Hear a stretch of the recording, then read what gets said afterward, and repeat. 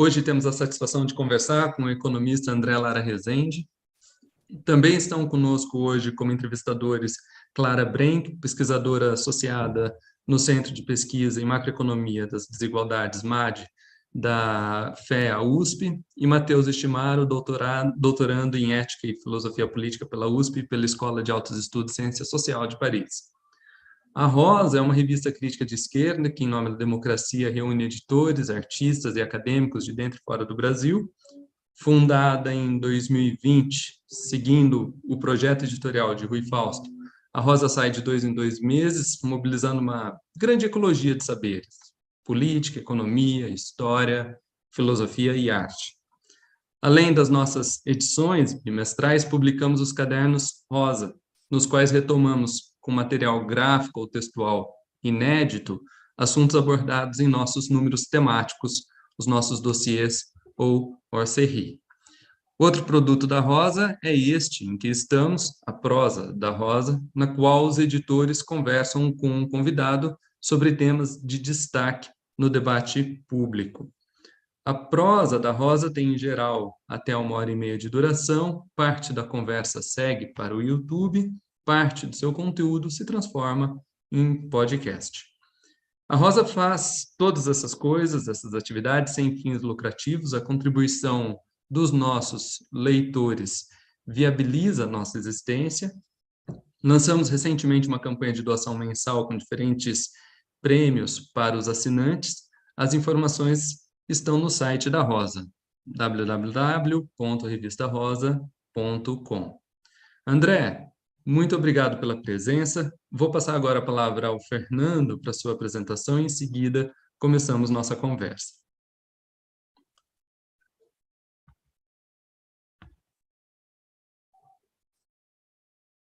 Obrigado, Tamis. Bom, o nosso convidado hoje dispensa apresentações, mas acho que de qualquer jeito me cabe fazer uma breve apresentação. André Lara Rezende é economista, com doutorado pelo MIT, nos Estados Unidos, e vastíssima atuação no governo no Brasil. Participou ativamente do debate público sobre inflação nos anos 80 e 90, trabalhando no Banco Central durante o governo Sarney, integrando a equipe que formulou o Plano Real no governo Itamar Franco e presidindo posteriormente o BNDES no governo Fernando Henrique Cardoso. Nos últimos anos, em uma série de livros que, em parte, pautarão, acho que a nossa conversa, ele vem se esforçando para arejar o debate público brasileiro sobre a política monetária, destacando-se entre os críticos do pensamento econômico convencional. André, muitíssimo obrigado por aceitar essa conversa conosco. Eu tenho certeza que terá de grande interesse para o público da Rosa. Muito obrigado a vocês pelo convite. É um prazer estar aqui com vocês. Acho que é importante ter esse tempo de conversa inteligente, que é cada vez mais rara no mundo de hoje. Mas, então, é uma grande alegria. Muito obrigado.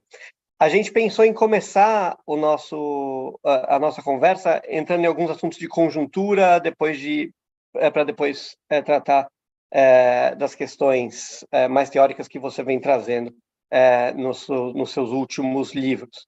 Então, eu queria dar esse pontapé inicial com a seguinte pergunta.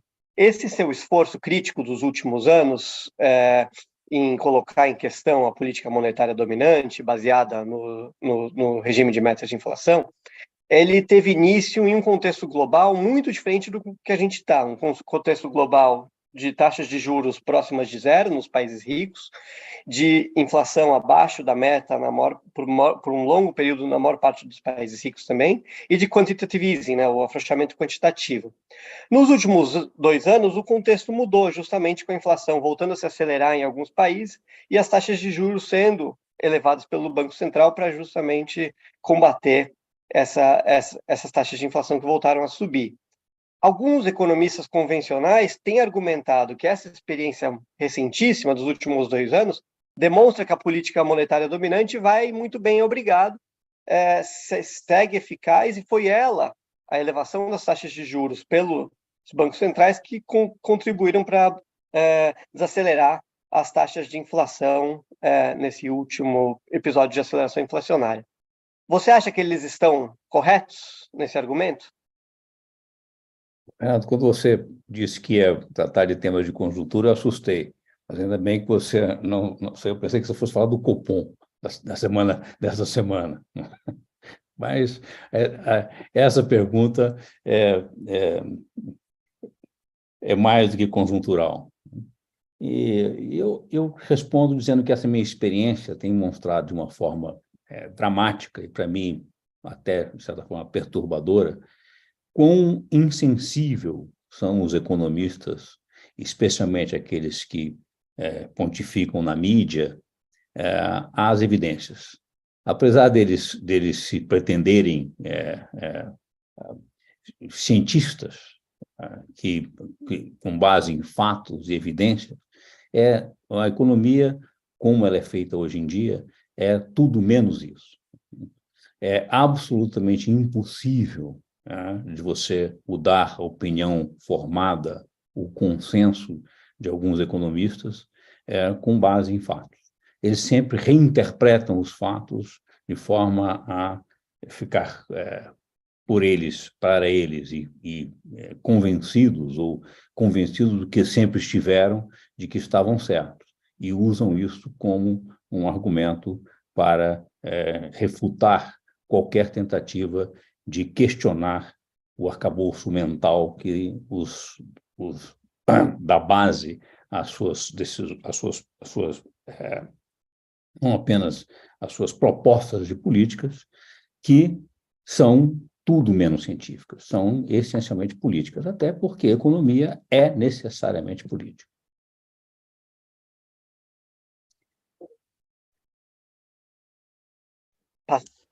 André, você queria completar, Fernando? Não, vai lá. Não, só para agradecer ao André e pedir que a Clara coloque sua pergunta, por favor, Clara. Claro. Oi, André, tudo bom? Muito prazer.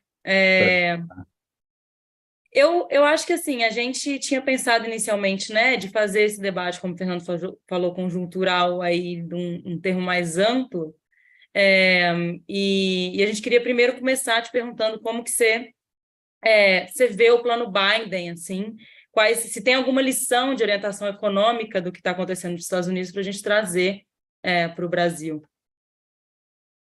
Claro, sim, tem, perfeito, eu acho que tem, mas nós estamos, o plano Biden é uma demonstração clara de que você precisa, mesmo num país como os Estados Unidos, onde há uma primeira contestação, uma revisão do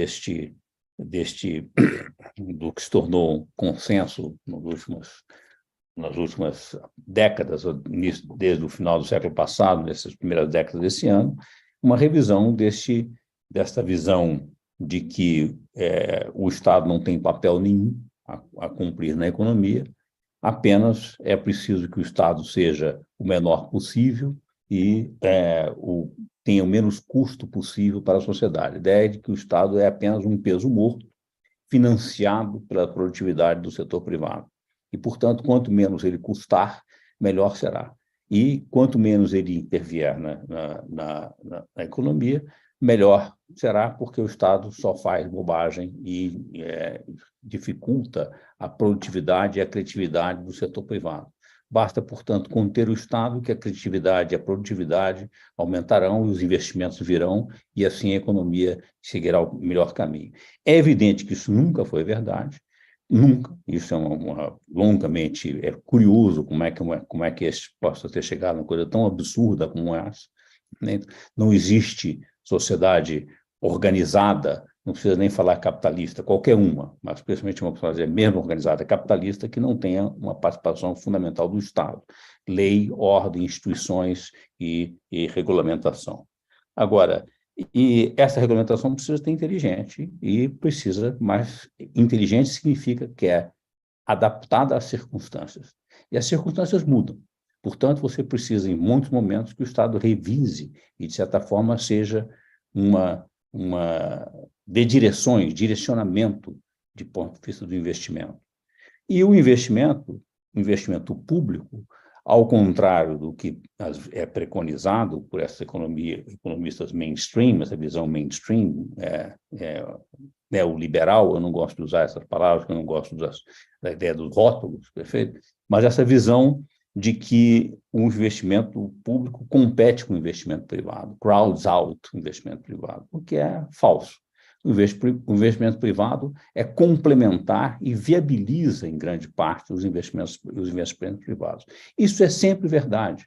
Mas, num momento como hoje, por isso que eu volto ao plano Biden, num momento como esse, como nós temos hoje no mundo, neste início de segundo, final de primeiro quarto do século XXI, você tem uma aceleração das transformações muito rápida, por causa, essencialmente, dessa nova revolução da informática, né, da economia digital. E isto exige uma reorganização, está afetando todas as áreas, como nós sabemos, não vou repetir isso aqui, e isso, de certa forma, precisa que se reprograme. Combinado com isso, nós temos uma premência da questão ambiental, que foi, até muito recentemente, completamente como se diz isso, deixada de lado, abandonada, desconsiderada pela economia mainstream, continua, de certa forma, mas agora o assunto é tão premente que é preciso dar a isso um tratamento. E é evidente que a necessidade de uma economia ambientalmente sustentável, de certa forma com energia limpa, não baseada em combustíveis fósseis, exige um direcionamento e uma ação direta do Estado de como coordenar esses investimentos mais do que nunca. Então, esta combinação da nova revolução informática e a premência da questão ambiental exige um direcionamento e uma ação importante do Estado. O plano Biden é isso, feito tratado como chamado de plano anti-inflacionário, é um pouco otimista para falar sobre isso, porque não é exato esse o ponto, é muito mais do que isso, é isso, mas muito mais do que isso, e é como reorganizar o setor produtivo da economia nessas circunstâncias, perfeito? E isto precisa de reflexão e precisa da ação de direcionamento do Estado. É evidente que o Brasil, isto precisaria disso. Quer dizer, o Brasil, nesse momento, tem uma oportunidade extraordinária de dar um enorme salto que deu em meados do século passado e depois ficou atolado durante muitas décadas. Primeiro com um problema inflacionário, depois de resolvido o problema da inflação crônica com o Plano Real, impressionantemente preso ao que eu chamei, nesse meu último livro, de uma camisa de força ideológica, um bloqueio mental que paralisa a ação do Estado complementar à ação do setor privado. Ao contrário do que foi feito em todas as economias asiáticas e, mais recentemente, a China, e continua sendo feito. O Vietnã, agora, inclusive, a Índia, a Coreia do Sul, países que cresceram muitas vezes o que o Brasil cresceu nesses últimos 40 anos. Então, é evidente que há algo errado no Brasil, e eu acho que o principal problema é esse bloqueio mental, essa camisa de força ideológica. André, só um comentário rápido, uma parte mesmo, para convidá-lo a explicar um pouco mais sobre as condições de crescimento econômico do Brasil. Quando a gente pensa no exemplo chinês, evidentemente a política interna chinesa, a política econômica interna chinesa foi super importante, mas a China estava inscrita em circuitos de capital e comércio e tecnologia do Sudeste Asiático e do Japão, sem os quais ela provavelmente não teria dado o salto que deu. O Brasil teria esse entorno no qual contar para dar o mesmo salto? Sem dúvida nenhuma. Eu acho que a inserção não é a condição, a inserção vem com o salto. De certa forma, o modelo chinês, se existe um modelo chinês de crescimento, foi baseado num investimento maciço do Estado, organizado, um Estado autoritário, essa é a questão não democrática, perfeito? O capitalismo chinês é um capitalismo não democrático, claramente é possível, portanto, é evidente que existe capitalismo não democrático e pode, inclusive, ser muito eficiente. O modelo chinês demonstrou isso.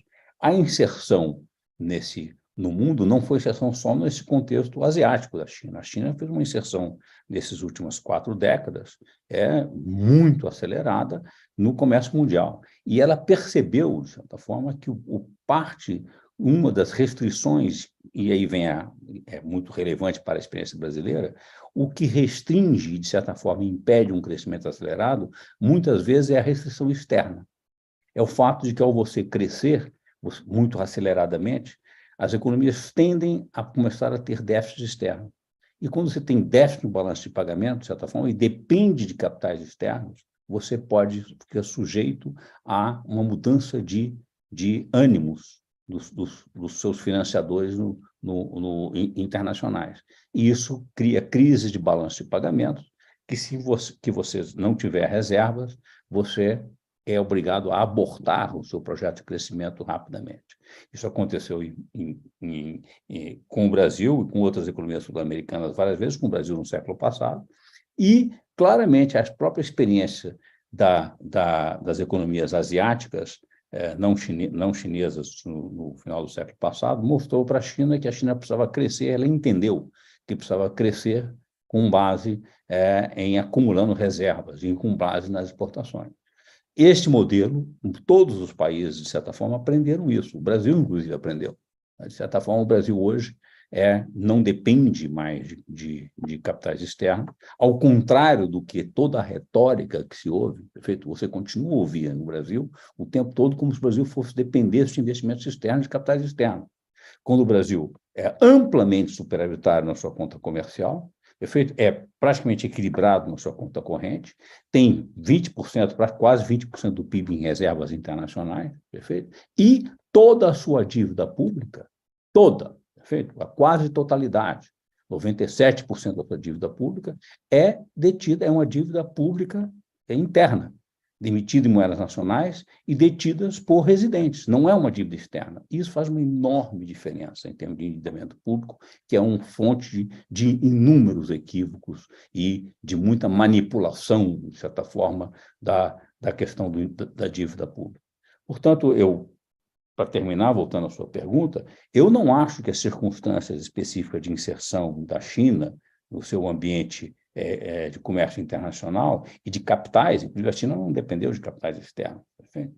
A China tem uma extraordinária taxa de poupança, sobretudo, a China entendeu que você precisa de crédito para crescer, como Schumpeter, muito esquecido, agora tem sido relembrado, afirmava. E crédito é público. O Estado é o credor principal da economia.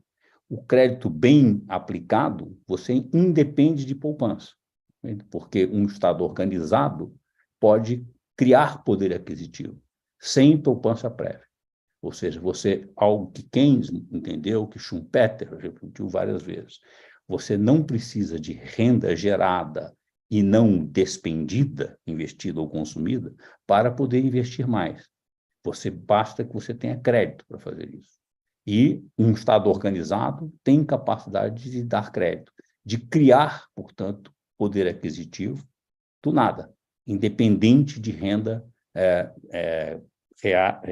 gerada e não despendida. Isso não quer dizer que o Estado não tenha limite, que esse crédito não tem limite. Esse crédito ele só pode ser dado se for para mobilizar os recursos que não estão disponíveis, mas não organizados, mobilizados para a produção. Isso é que liga com um projeto de investimento. Investimentos, o Estado pode dar o crédito, fornecer o crédito, e tanto para investimentos, tanto os privados como os públicos, dentro de um programa de longo prazo de investimento. Posso insistir numa última questão, antes de a gente discutir mais especificamente o Brasil? Temis? Claro.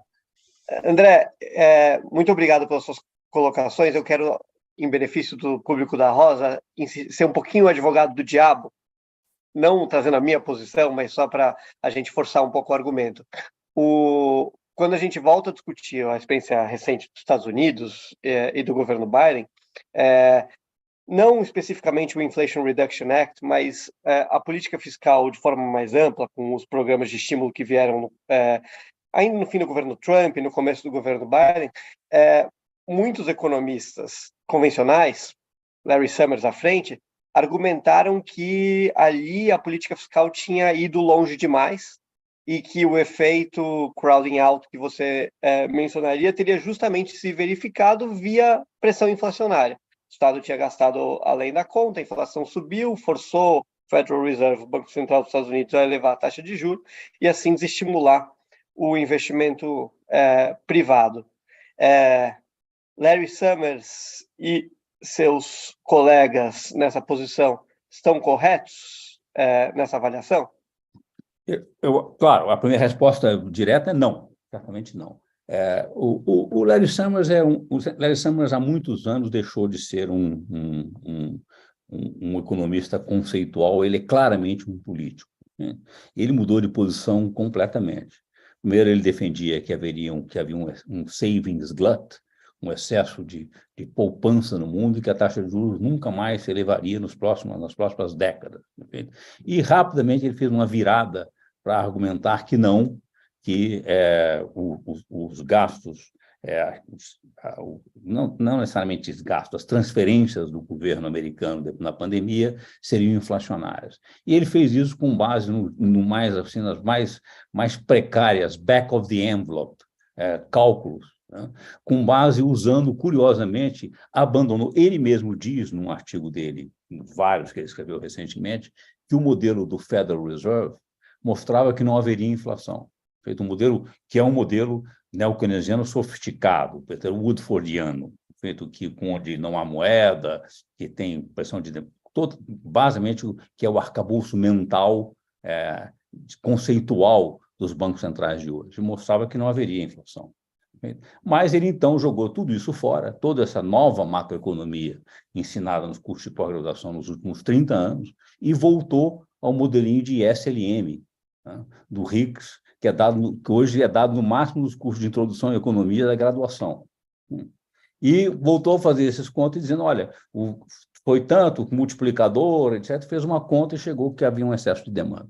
Mas não vamos focar especificamente no que disse Larry Summers, que é um político preocupado exclusivamente com o prestígio dele, né? E não tem nenhuma preocupação com coerência. Tá? O fato é que a inflação pós-pandemia não foi só nos Estados Unidos, né?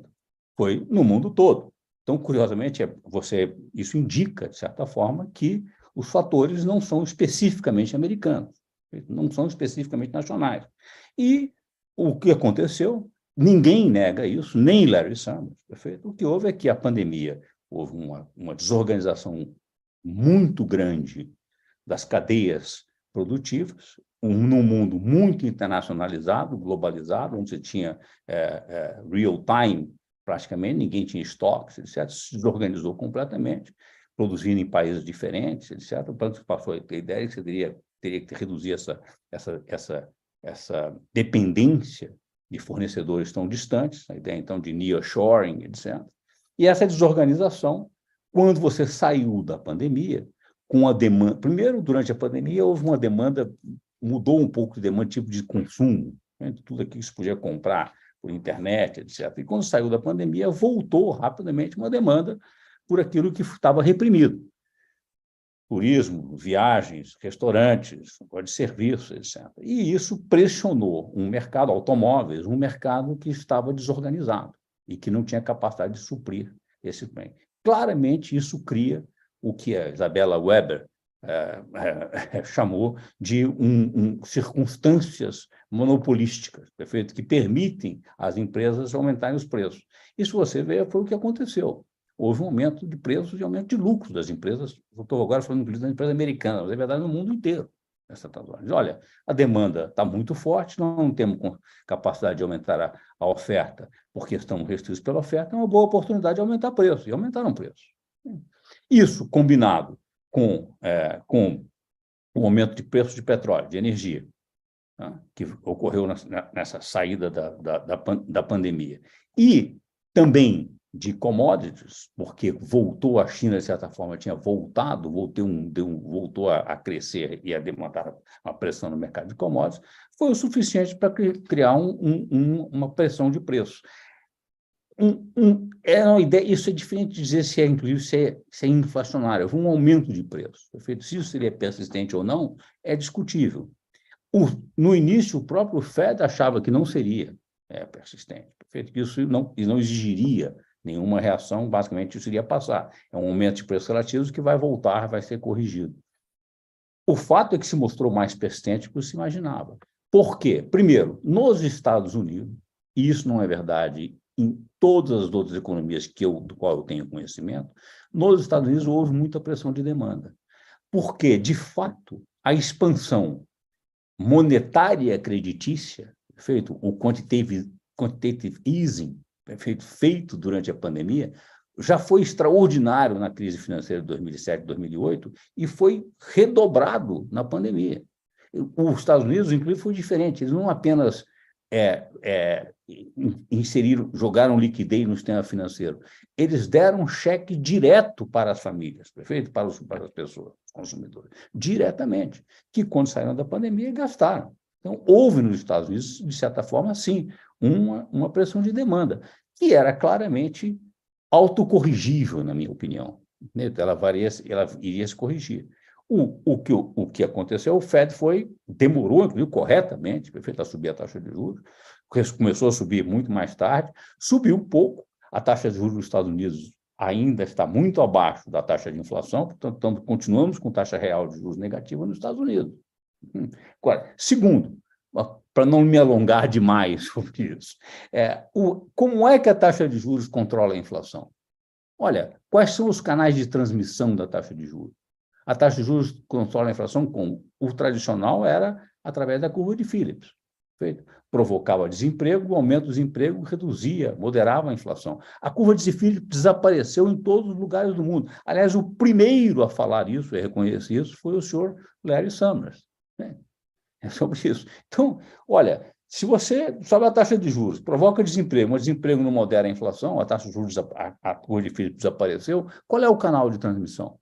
Como é que a taxa de juros modera a inflação? Nada. E, além do mais, eu não quero me estender sobre isso, que é muito longo. A questão é, a taxa de juros, há muitas evidências conceituais e empíricas de que a taxa de juros, ao contrário, ela pode elevar a inflação. Ela pode, pequenos aumentos da taxa de juros, quando você tem inflação muito moderada e baixa dentro das metas, podem desaquecer a economia e moderar certas pressões.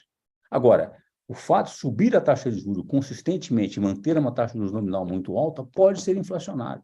Esta é a conclusão dos modelos de Dynamic Stochastic General Equilibrium, os DSSG modernos, feito com expectativas racionais. Com expectativas racionais é inegável. Subiu a taxa de juros, se mantida, a inflação vai subir. Isso é a conclusão chegada pelo John Cochrane, que tem longos trabalhos sobre isso, mostrando muito interessante. Agora, como o Cochrane é um conservador do Hoover Institute, ele está em crise, em dissonância cognitiva. Os modelos dele mostram isso e ele fica desesperado, ele não sabe o que dizer. Basta ler o blog dele. Não sei se vocês conhecem o blog dele, todo mundo vai ver o que ele escreve no blog, ele é muito interessante.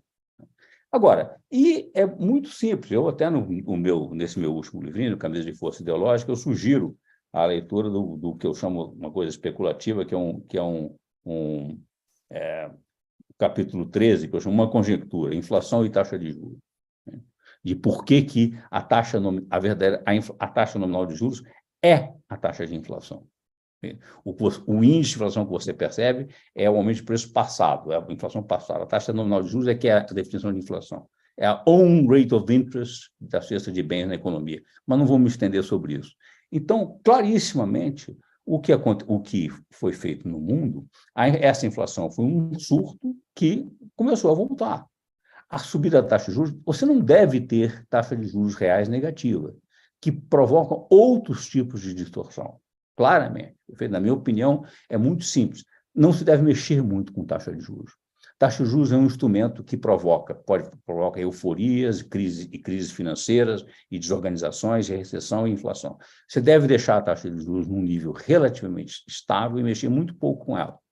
Agora, ela não deve ser nem negativa, em termos reais, nem deve superar a taxa de crescimento nominal da economia, a não ser em condições muito excepcionais.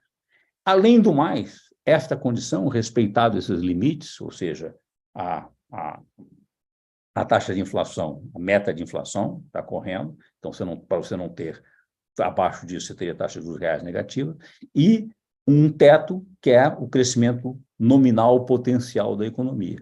Se você não passar disso, ficar nesse intervalo, você garante, perfeito, que a taxa de crescimento nominal da economia, do PIB, é superior à taxa de juros. Isto é a condição de sustentabilidade, de convergência da relação dívida-PIB. E você não precisa mais se preocupar com nada mais. Bom, mas são tantos assuntos que eu vou parar aqui, deixar vocês perguntarem e comentarem. Obrigado, André. A Clara pediu Eu queria abrir o aproveitar microfone. para pegar sua última fala aí sobre a sustentabilidade da dívida, né, ou a relação dívida-PIB sustentável, que no Brasil atualmente a gente está debatendo muito as regras fiscais, né, e a questão da política fiscal. Como você falou, tem-se, né, pelo menos se a gente for olhar para os Estados Unidos aí, a volta do Estado, então ao menos fica um pouco mais discutível, né, a importância, por exemplo, do investimento, algo que as pessoas estão voltando a falar. Então, na regra, né, que o governo Lula apresentou, pelo menos, tem um piso para o investimento, ainda que esse piso seja orçamentário, não necessariamente ele vai ser executado, mas existe ali um papel agora, né, colocado para o investimento na regra e tudo mais. O senhor estava falando que a regra, digamos assim, né, para manter sustentável a relação dívida-PIB seria uma regra atrelada à taxa de juros. Né? Nesse sentido, como que você vê as regras fiscais? Você acha que elas não são necessárias? Então, você também falou aí da necessidade de se ajustar, por exemplo, a política fiscal, o tamanho do Estado, às conjunturas, né? Isso significaria não ter uma regra fiscal, ou você acredita que é importante ter uma regra fiscal para ser crível, ou algum outro argumento que é usado normalmente associado a regras fiscais? Claro, você tem que ter regra fiscal. A questão, o orçamento e a questão fiscal é uma questão chave nas economias e nas sociedades democráticas. Especialmente quando, como todos os países, as economias contemporâneas, tem moeda fiduciária, uma moeda que não tem lastro de valor mercantil. A moeda é simplesmente um crédito contra o Estado. De certa forma, portanto, o que organiza, o que limita o Estado são as regras, são o regime fiscal. E como é que você define prioridades dentro do orçamento. Portanto, o orçamento é fundamental. Fundamental. Agora, isso não pode ser confundido com uma ideia que virou uma espécie de um mantra, sobretudo no Brasil, porque esse conceito a ideia do conceito de austeridade, que o governo precisa sempre equilibrar suas contas, já está ultrapassado e questionado em todos os lugares. Aliás, isso é muito curioso, porque isso vem do chamado, na Inglaterra, que era chamado de Treasury View, a visão do tesouro. Você precisava sempre equilibrar as contas públicas. Você não precisa necessariamente equilibrar as contas públicas, porque, especialmente o que você precisa, você pode até dizer, olha, as contas públicas, os gastos correntes e de transferência do governo devem ser cobertos por receitas fiscais, tributárias. Sim, porque isso é uma questão, inclusive, de disciplina, que o governo seja obrigado a cobrar da sociedade pelos serviços que está prestando e pelas transferências que faz. Perfeito? Agora, a questão de um investimento deve ser separado, tem que ter uma outra lógica. O investimento pode ser feito com crédito, ou seja, com endividamento, efeito público, desde que a taxa de retorno do investimento seja superior ao custo desse endividamento. Simplesmente isso. Isso, aliás, Keynes propôs que se separassem em um orçamento corrente e um orçamento de capital. Na minha opinião, isso era exatamente um regime fiscal inteligente contemporâneo, faria exatamente isso. Exigiria que você tivesse equilíbrio, cobertura fiscal, tributária para gastos correntes e de transferência, e que você tivesse um orçamento de capital em separado, sem estas restrições, que fosse vinculado a um programa de investimentos públicos de longo prazo, idealmente por prazos que não coincidissem com os mandatos presidenciais, se fosse longo, e que fossem revistos e reavaliados sistematicamente, com periodicidade no mínimo anual, para garantir que esses investimentos estão dentro dos custos previstos e que os retornos previstos esperados são que os retornos esperados são os previstos. Isto é a lógica de um orçamento, um regime fiscal que, na minha opinião, é inteligente. Como é que isso se liga com a questão monetária da taxa de juros? Embora não se fale nisso, a taxa de juros, o custo da dívida, o serviço da dívida, é um elemento muito importante fiscal. Perfeito? Isso é despesa. Pagamento do serviço da dívida é despesa pública. É transferências para detentores da dívida pública. A dívida pública é um passivo do Estado e um ativo do setor privado. Um ativo, inclusive, de quem? Dos agentes superavitários da economia que tiveram renda suficiente para acumular e comprar a dívida do Estado. Quando você paga serviço da dívida no Brasil, paga taxas de juros reais, como você está pagando, de quase 9% hoje no Brasil, 13,75% com uma inflação de 4%, você está pagando 9%, quase 9% de juros reais, e que custou o ano passado 8,5% do PIB de serviço da dívida, é inacreditável. Você fica preocupado em equilibrar o orçamento com todos os outros e não considere essa parte de 8,5% do PIB, que é pago o serviço da dívida, e que é decidido com uma canetada do Banco Central. Enquanto isso não está discutido dentro do orçamento. É claro que a questão de dívida pública e taxa de juros é uma questão orçamentária, é parte fiscal. É indissociável da questão do orçamento fiscal, porque ela é uma parte muito relevante dos gastos públicos. Agora, o que eu disse simplesmente é que a política monetária, por isso mesmo, a taxa de juros deve ser mantida num nível real, para não criar os problemas que taxas de juros reais negativas criam, de chamada repressão financeira e bolhas financeiras que elas podem criar, nem acima da taxa de crescimento nominal do país, perfeito? Isto já é a condição suficiente para garantir que a relação dívida-PIB não seja explosiva. Acabou. E você, então, se preocupa com o orçamento de uma forma muito direta sobre quais são as prioridades, onde é que vai sair usar o orçamento. Tanto o orçamento de transferências e de custeio, que deve ser o mínimo possível, com um Estado eficiente, e foca no orçamento de investimentos, orçamento de capital, investimentos de longo prazo, que isso é o que define as prioridades do país para o futuro. Ora, isso não tem... Isso é a coisa mais simples do mundo. Tá? Não precisa fazer um arcabouço fiscal barroco, com tetos, pisos, definição de investimentos, nada. É muito simples. Essa discussão está discutindo no mundo todo. A comunidade europeia está discutindo isso, perfeito? Nos Estados Unidos está sendo discutido.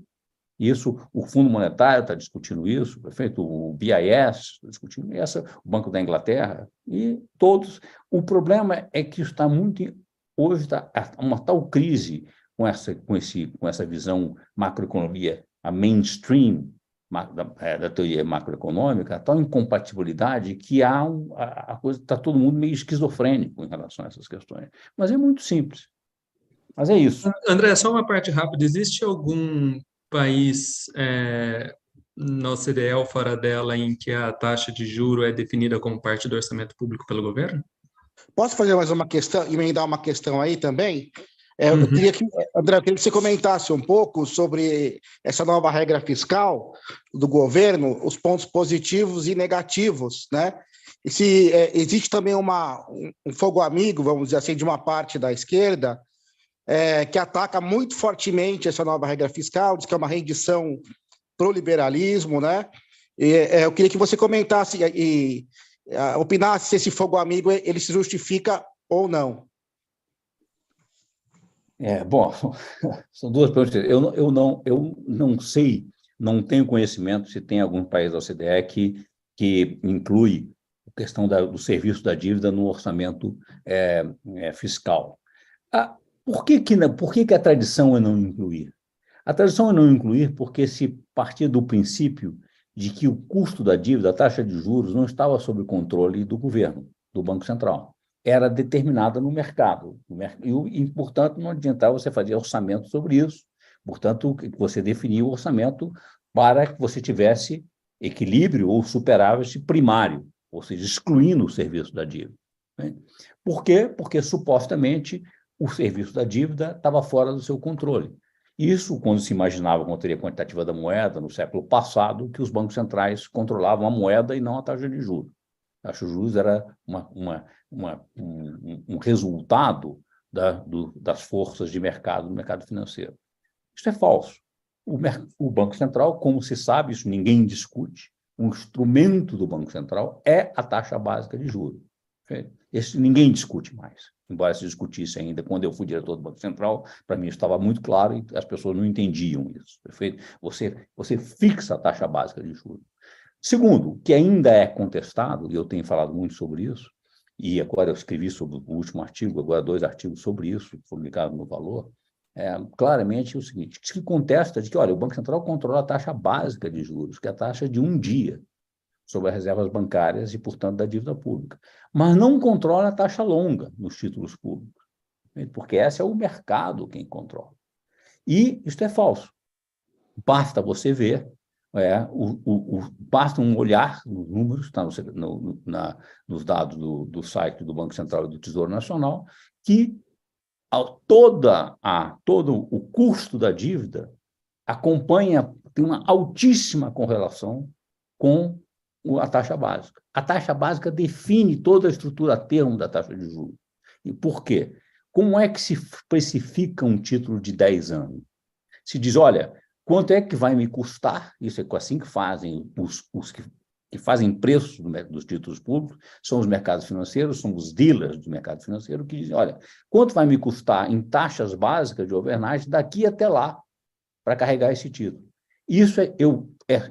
Assim que eu calculo quanto vale esse título hoje e quanto é que vai me custar para carregar por 10 anos, e sobre isso eu ponho um prêmio de incerteza, porque eu estou fazendo uma estimativa de quanto vai custar esse carregamento. Mas, se o Banco Central definir que, olha, eu garanto que vai ser daqui até lá, ele fixa, inclusive, a taxa de 10 anos.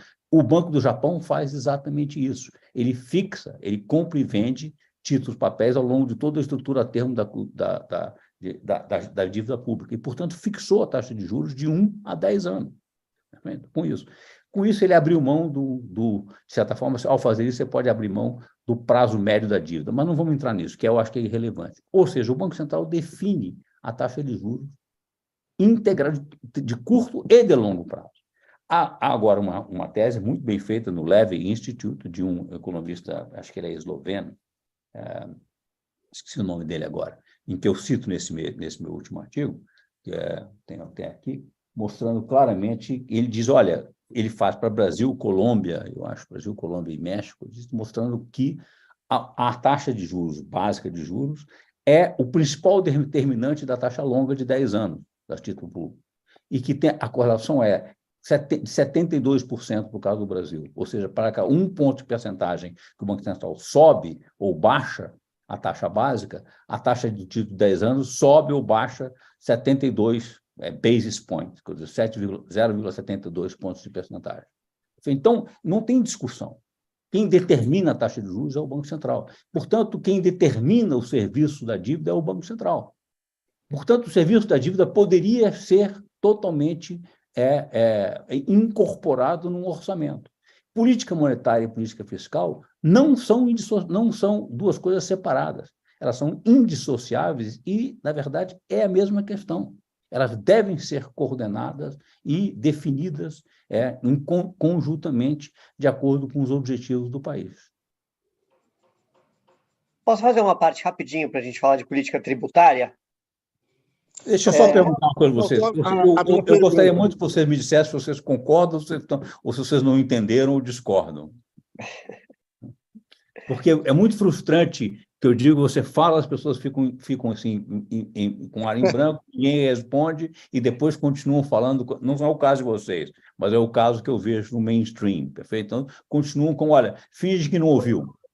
Vamos fingir que não ouvimos. Não temos como contra-argumentar, vamos fingir que não ouvimos. Não, acho que do ponto de vista lógico o argumento é perfeito, André. Acontece que o movimento inercial das instituições tem um peso gigantesco sobre a determinação da política pública. Por isso que eu perguntei se havia um exemplo ou contra-exemplo da prática atual que pudesse alavancar uma solução no sentido que você apontou. Deixa eu só te dizer, comentar então sobre o seu comentário. Você tem toda a razão. Existe um enorme, mais do que um movimento, mais que inercial da coisa institucional, existe como os agentes entendem a realidade, o conjunto, é muito importante. Você não pode confrontar o entendimento. O conceito weberiano de Geltendtag, como é que chama em alemão? Nunca sei falar a palavra direito aqui como se diz a pronúncia, deixa eu ver se eu marquei aqui, o Westerren, que é o conceito, a ideia de como os agentes entendem, qual é o arcabouço mental que eles entendem como funciona. E se as pessoas acreditam numa coisa, o confronto disso, o mercado financeiro em particular é muito sobre convenção. Uma convenção de, olha, como é que todos pensam? Eu tenho que pensar como todo mundo pensa. Agora, esta formação de consenso, isso não tem nada a ver com a realidade, não existe uma realidade. Ela é simplesmente uma convenção entre os agentes. E essa convenção, que acaba sendo cristalizada, mas ela não é inflexível, ela é movida por ideias. De certa forma, e se reflete nas instituições. Então, o institucionalismo existe um institucionalismo, como se diz isso, de ideias. As ideias influenciam as instituições e a percepção do mundo das pessoas. Né? E é claro que a história, o passado, um dado restringe a capacidade das ideias, num certo momento, de você inflar com as ideias de política que você pode implementar. Mas as ideias fazem diferença e as ideias, de fato, mudam o conceito e o entendimento dos agentes da sua realidade. E, inclusive, mudam as instituições e os acordos institucionais. Mas, portanto, é preciso que essas ideias sejam ditas e explicitadas. Agora, contra isso, a força conservadora é extraordinária. Certo? A força do consenso conservador de bloquear o acesso a qualquer ideia que confronte esse consenso estabelecido é o que o Walter Lippmann, que cunhou com a ideia desse manufacturing consent, quer dizer, que é a ideia da tecnocracia que tem que constrói um consenso, uma construção de um consenso muito para dominar, que, de certa forma, impeça questionamento do status quo. E o status quo, que é, portanto, o conservadorismo, e hoje esse conservadorismo é a ideologia do chamado financismo fiscalista.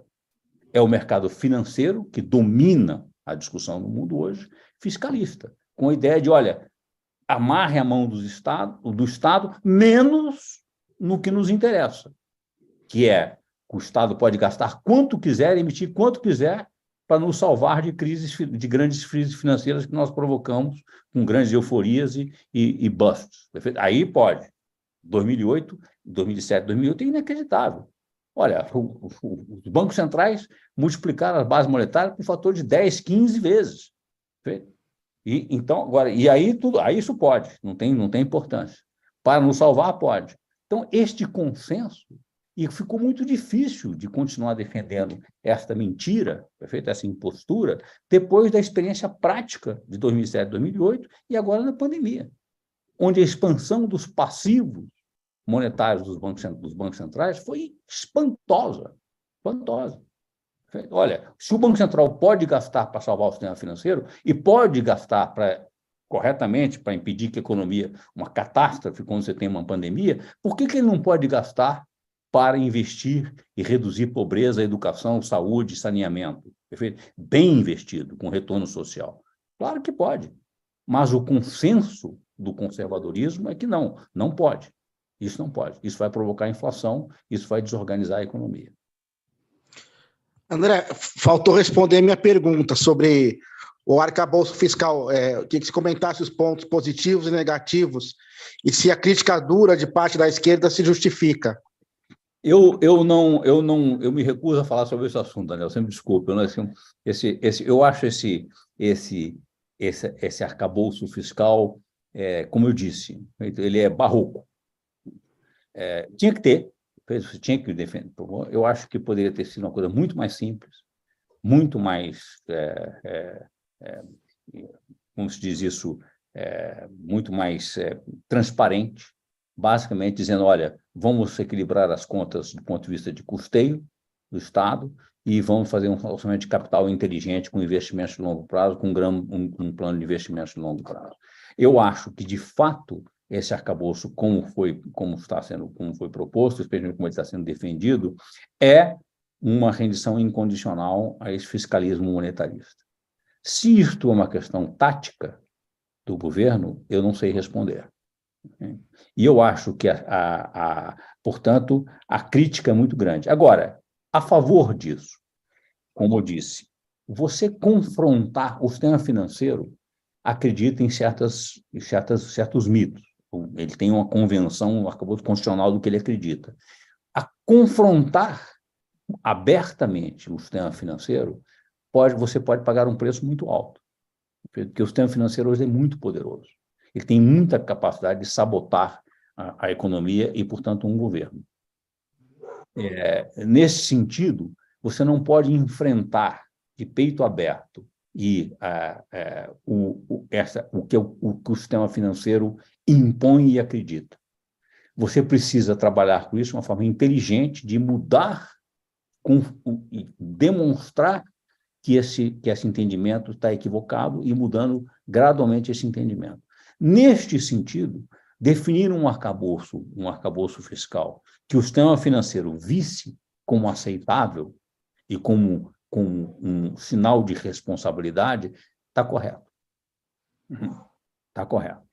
Agora, se você acreditar nisso e se atar às suas mãos do governo nisso, você estará simplesmente, você está repetindo. Até hoje, a política econômica do governo Lula III hoje, em nada é diferente da política econômica do governo Temer e do governo Bolsonaro com Paulo Guedes. A proposta, inclusive, de reforma fiscal era exatamente a que vinha do governo Temer e com Paulo Guedes, com o API, até boa. Acho que a reforma do imposto indireto, do IVA, é boa. Eu quero ver como é que vai ser aprovado, porque isso ainda não sabe, é dificílimo de aprovar isso, mas está bem intencionado. A tributação de renda no exterior, que foi feita por medida provisória, era a que estava desenhada no governo Bolsonaro pelo Paulo Guedes.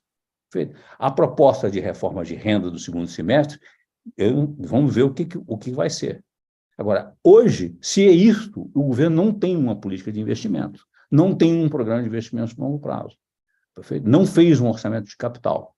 Então, esta política na prática, não importa se as razões estão certas ou erradas, na prática, é uma rendição incondicional à cartilha do fiscalismo financista. Mas, André, posso só fazer uma colocação? Não se torna um cenário um tanto quanto aporético quando você diz que, bom, por um lado, sem dúvida, isso é uma rendição ao financismo, mas, por outro, quer dizer, você mesmo reconhece que o sistema financeiro tem um poder gigantesco de sabotar os governos, quer dizer, como parecem dois pontos de vista difíceis de serem equacionados, esse ponto de vista político, de como lidar com essa questão na prática, e esse olhar mais ampliado que vê isso como uma rendição, como uma capitulação do governo. Você tem razão.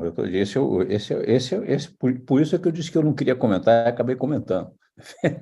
Porque eu acho que não tem uma resposta simples, perfeito? Você precisa realmente trafegar num equilíbrio, uma ponta de faca muito instável, perfeito? Entre como contestar esta restrição, essa camisa de força ideológica, perfeito? Mas contestar inteligentemente. Combater isso com as ideias e mostrando na prática que você vai fazer isso que é melhor para todo mundo. Perfeito? É evidente, ninguém é contra um crescimento do país. Perfeito? Ninguém é contra que o país saia dessa armadilha em que está de baixíssimo crescimento. O Brasil é uma das economias que menos cresce no mundo há pelo menos 2 décadas e meia. Mas vou mudar então a questão, André.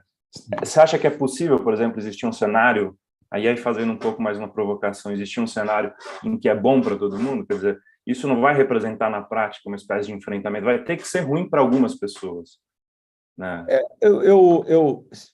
Eu não estou defendendo a saída fácil de que olha, ninguém vai perder, todo mundo ganha com um tipo de política, perfeito? Claramente, o Brasil hoje é um país o Brasil hoje é um país rico.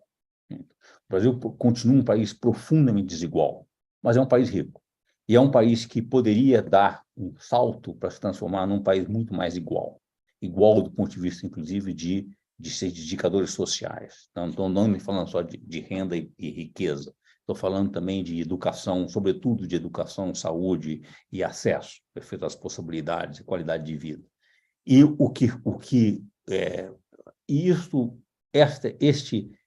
esse ganho, este salto, seria muito positivo para todos, inclusive para os mais ricos no Brasil, que vivem ameaçados pela possibilidade de uma explosão e uma desorganização social que acontece, como acontece no meu estado, na minha cidade, no Rio de Janeiro. O Rio de Janeiro é um estado fracassado, é um failed state. É um estado dominado, de certa forma, em várias áreas na cidade do Rio de Janeiro que são controladas por milícias, por gangues. O Estado se perde poder, deixa de ser quem tem a autoridade e o uso da força de forma democrática. Essa desorganização do Estado é um perigo. E essa desorganização ocorre justamente quando você começa a ter um esforço grande demais entre os que têm e os que não têm. Muito mais, eu estou falando do que riqueza e renda. De certo, você perde sentido de comunidade, de comunitário, de empatia com o outro. Perfeito? O outro não é mais parte de você. E isso é muito perigoso. E o Brasil tem, no momento, como o Brasil tem uma economia muito forte, no sentido, a economia brasileira, como os dados mostraram agora, simplesmente o setor, o agronegócio e a economia exportadora de commodities minerais, mantém a economia muito forte. Infelizmente, isso é pouco criador de emprego. Isso é pouco criador de inteligência, isso é pouco criador de ganhos de produtividade em outras áreas. Por quê? Porque o país exporta praticamente produtos muito pouco elaborados.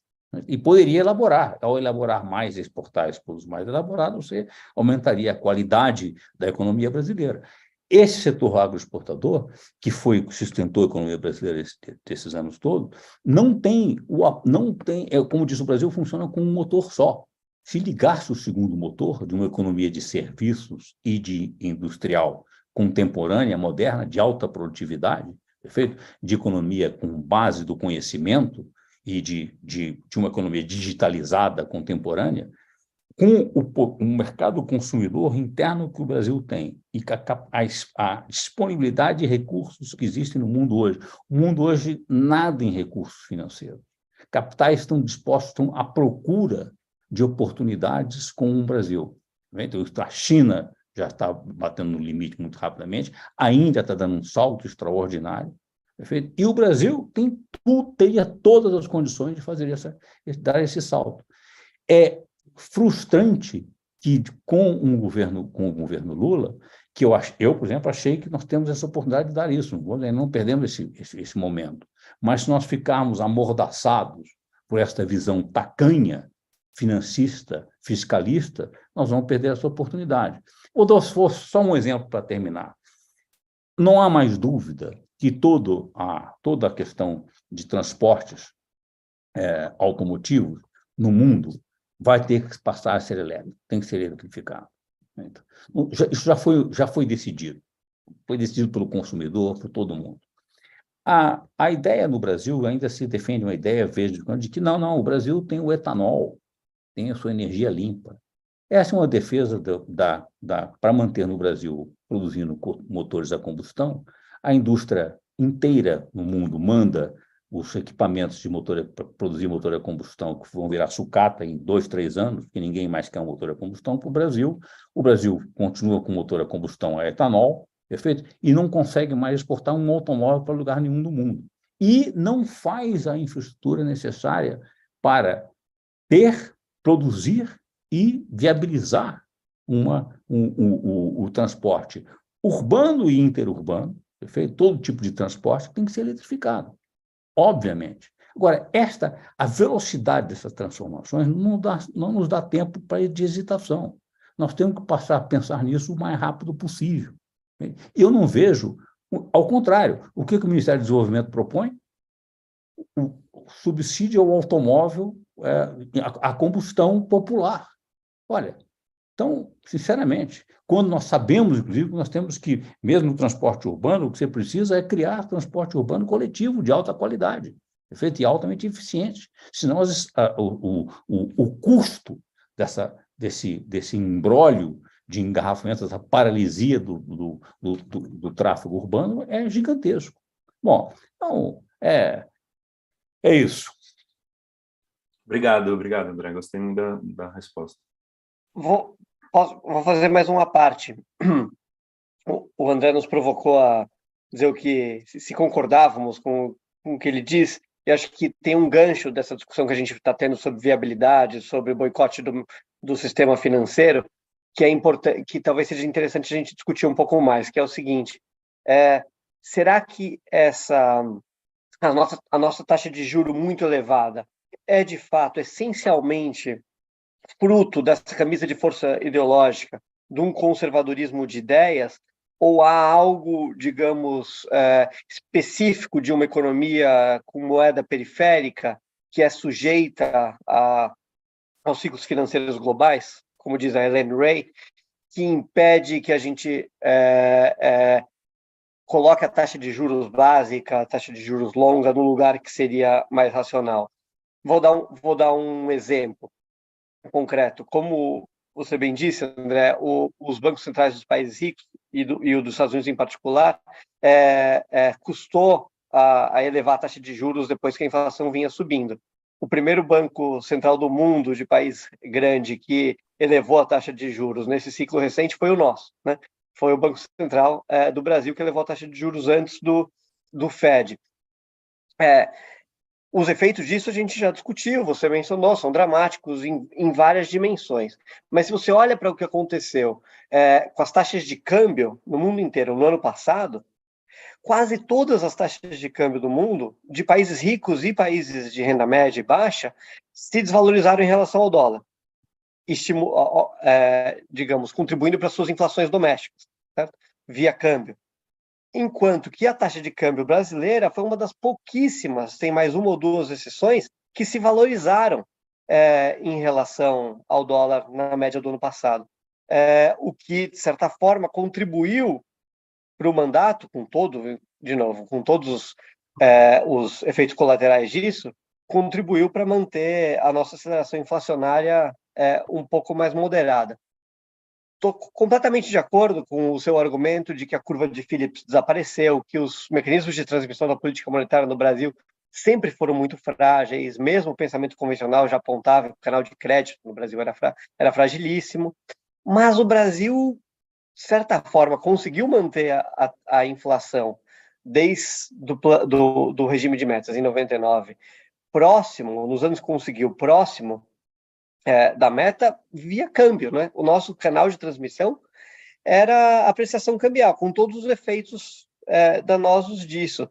Se a gente puxasse muito para baixo a taxa de juros, não poderia levar a desvalorização cambial? Fernando, deixa eu te responder. Deixa eu começar com o seu início da coisa.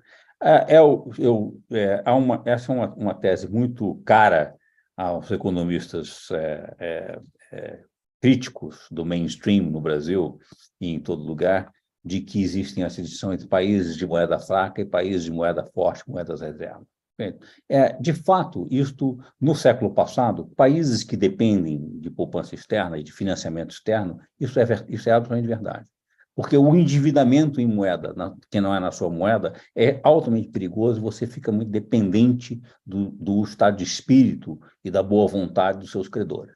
Perfeito? E provoca o que na literatura econômica chama do sudden stop, a parada súbita, perfeito? E é o chamado, que eles chamam de pecado, como é que chama? O pecado original, de você se endividar na moeda que você não emite, na moeda estrangeira, perfeito? Então, é evidente que se você é dependente de capitais externos, você não pode, você tem que abrir mão, isso está lá desde a teoria econômica dos anos 70, como é que chama deles, de economias abertas, você não pode simultaneamente ter câmbio flexível e política monetária independente, perfeito?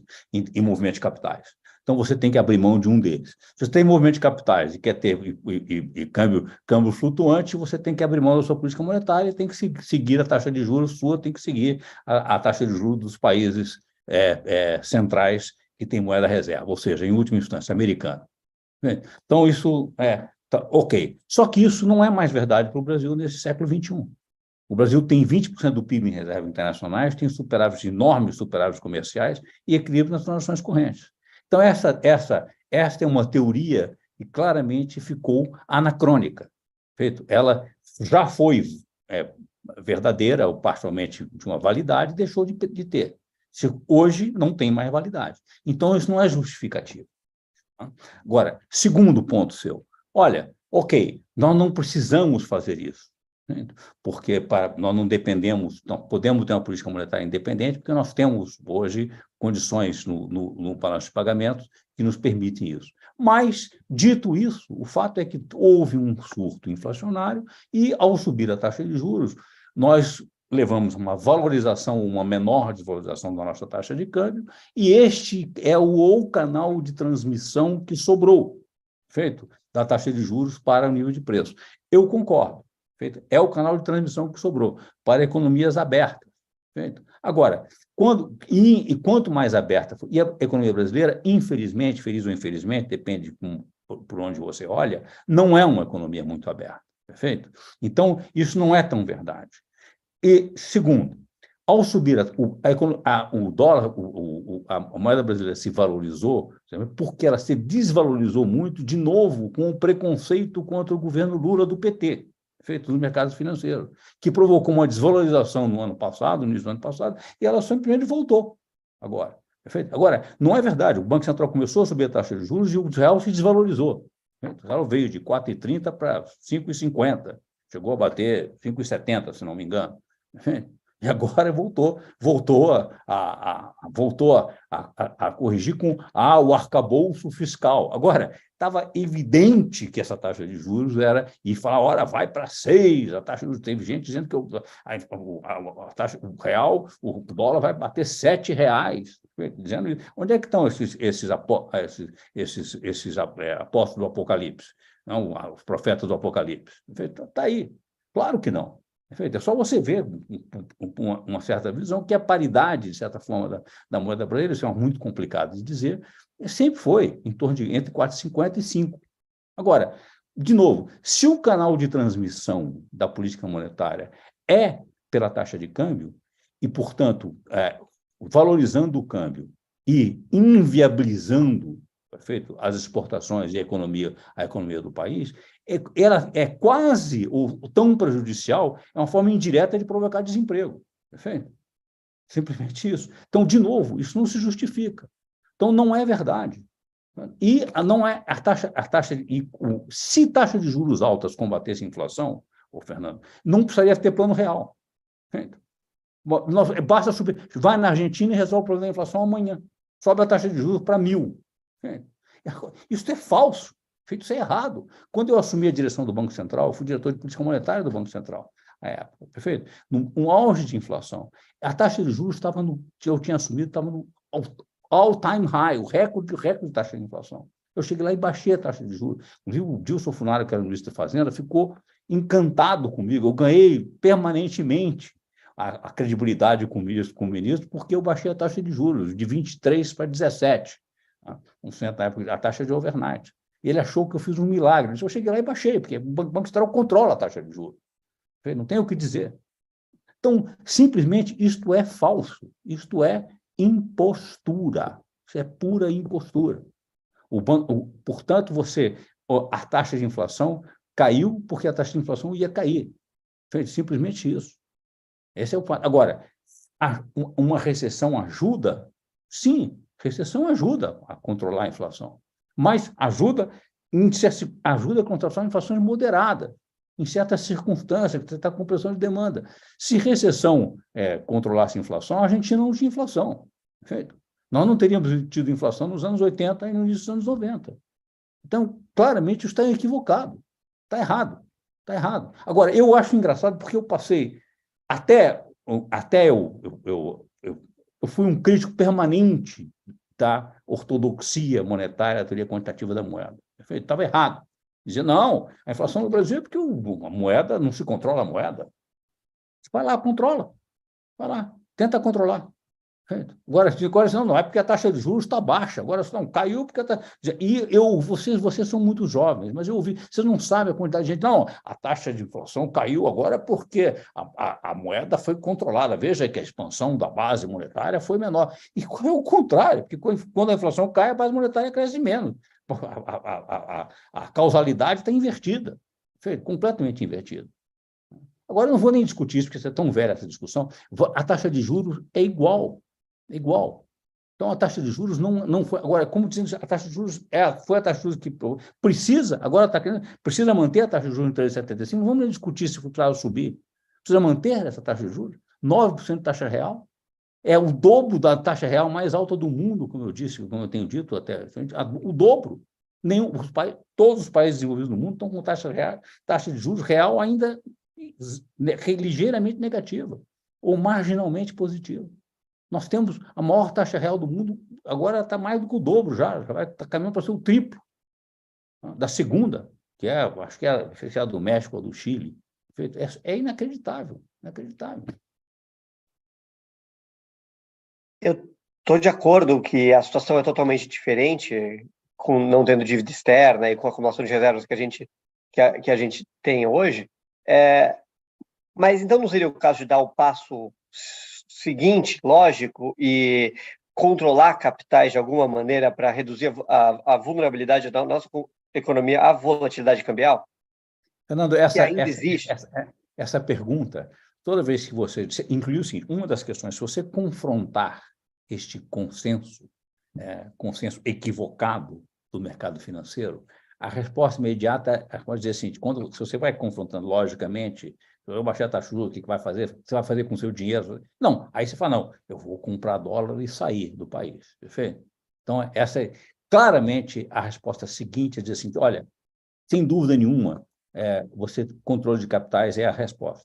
Só que controle de capitais é uma coisa muito perigosa, porque você anunciar controle de capitais é a coisa mais que você cria esse mecanismo de, olha, vamos sair por antecipação.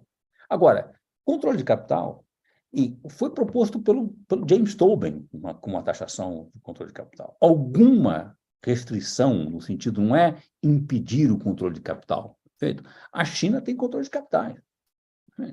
Todos os países do mundo, em um certo momento, tiveram controle de capitais. Então, se você precisar, eu não acho que o Brasil precisa. O Brasil basta operar com as reservas que tem e operar bem o Banco Central com os swaps cambiais, que ele controla com maior facilidade, sem necessidade de controle de capitais. E, portanto, eu não acho que você precisa falar e pensar em controle de capitais. Isso se trata de ser bem operado, o Banco Central bem operado. Eu caí na bobagem de dizer para uma jornalista, deixa eu sentar lá para ver se eles vão fazer isso, perfeito? Ela foi, me disse, então o senhor quer ser presidente do Banco Central? Eu disse, isso é a pergunta que se faça. Por quê? Bem operado, com alguém que entenda, tem conceitualmente o que nós estamos falando, e saiba usar os instrumentos do Banco Central, você não precisa de controle de capitais.